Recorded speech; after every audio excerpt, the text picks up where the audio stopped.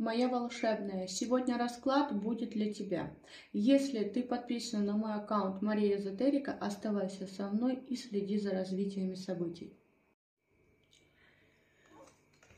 В твоей жизни сейчас поглотил тебя полностью мрак.